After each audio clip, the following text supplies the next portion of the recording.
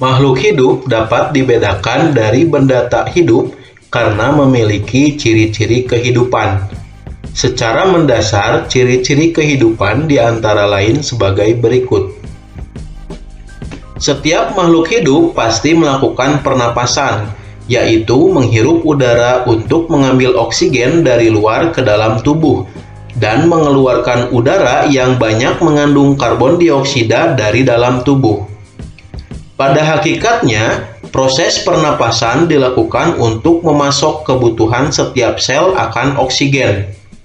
Keberadaan oksigen dalam sel sangat penting dalam proses respirasi untuk perolehan energi.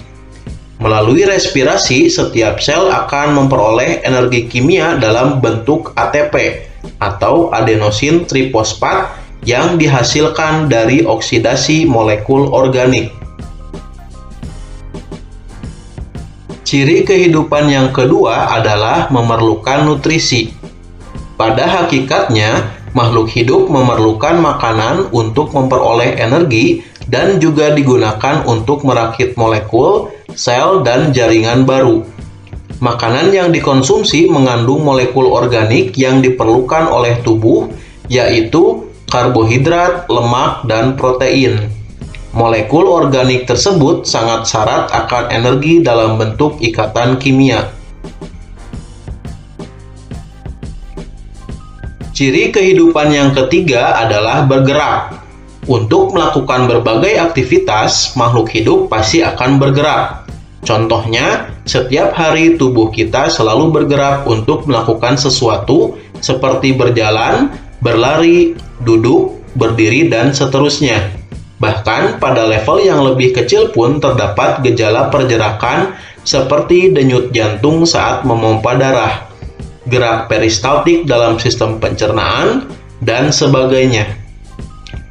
Apa yang diperlukan oleh makhluk hidup sehingga mampu untuk bergerak?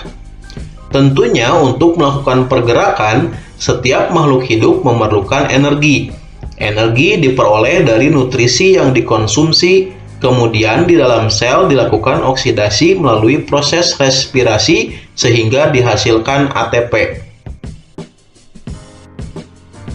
Kita pasti selalu memperhatikan adanya perubahan yang terjadi pada tubuh kita sejak kecil hingga saat ini. Atau jika kita menanam suatu tumbuhan sejak menyemai biji hingga dapat kita petik buahnya. Setiap makhluk hidup selalu melakukan pertumbuhan dan perkembangan.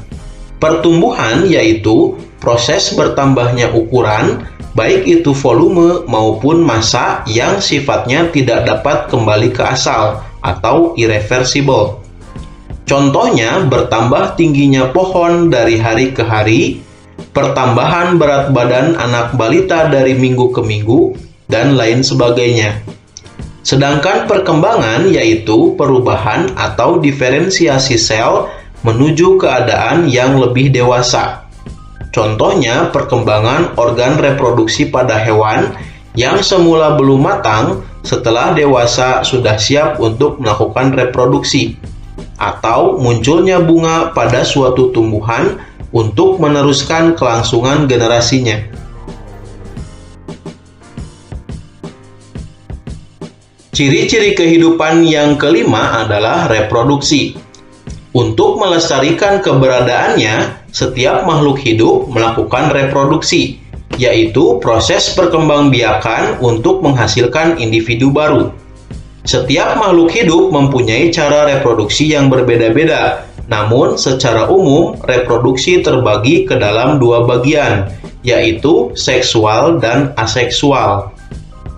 Reproduksi seksual merupakan proses perkembangbiakan yang melibatkan dua jenis kelamin yang berbeda, jantan dan betina.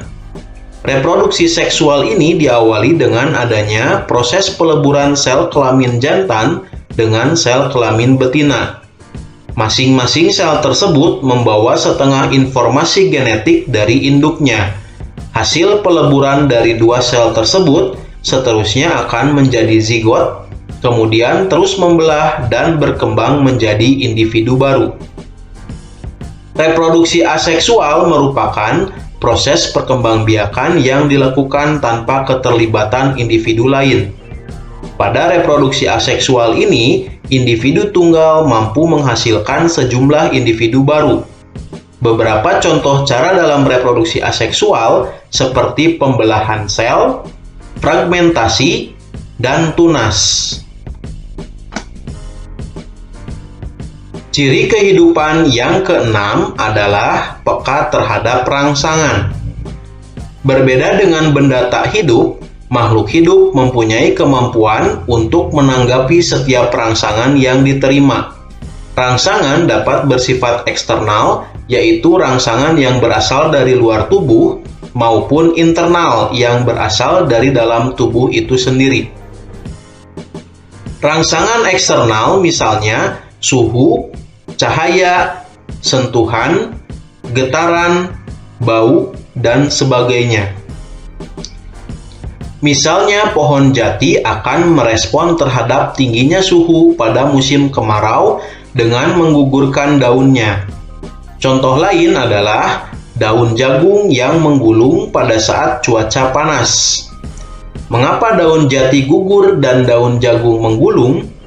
Tumbuhan tersebut sebenarnya merespon terhadap rangsangan luar berupa tingginya suhu. Semakin tinggi suhu, maka semakin tinggi pula penguapan air. Oleh karena itu, agar tidak banyak kehilangan air, maka pohon jati merespon dengan menggugurkan daunnya, sedangkan pohon jagung akan menggulung daunnya. Rangsangan internal misalnya pada saat kandung kemih sudah penuh dengan urin, maka kita akan merasa ingin buang air kecil. Ciri kehidupan yang ketujuh adalah adaptasi. Agar makhluk hidup dapat bertahan dan menjaga kelestariannya, maka harus mampu untuk melakukan penyesuaian diri terhadap kondisi lingkungan. Kemampuan ini disebut dengan adaptasi. Bentuk adaptasi ini dapat dibagi menjadi tiga, yaitu adaptasi morfologi, fisiologi, dan juga tingkah laku. Adaptasi morfologi merupakan penyesuaian bentuk tubuh terhadap lingkungannya. Contohnya pada tumbuhan eceng gondok. Agar dapat mengambang di permukaan air, bagian tubuhnya sangat didominasi oleh parenkim udara. Contoh lain yaitu pada kaki bebek yang mempunyai selaput, agar mampu berenang dan juga berdiri di atas lumpur saat mencari makan. Adaptasi fisiologi merupakan penyesuaian fungsi alat tubuh bagian dalam makhluk hidup terhadap lingkungannya. Contohnya, pupil pada mata kita mampu membesar atau mengecil menyesuaikan intensitas cahaya. Pada tempat yang terang, pupil akan mengecil, sedangkan pada tempat yang gelap, pupil akan membesar. Contoh lain, hewan herbivora menghasilkan enzim selulase untuk mencerna selulosa yang terkandung dalam makanannya. Adaptasi tingkah laku merupakan penyesuaian diri terhadap lingkungan dalam bentuk tingkah laku. Contohnya, kadal akan mempertahankan suhu tubuhnya dengan cara berjemur. Contoh lain, pada saat cicak terancam, ia akan melakukan autotomi, yaitu memutuskan ekornya untuk mengelabui pemangsanya.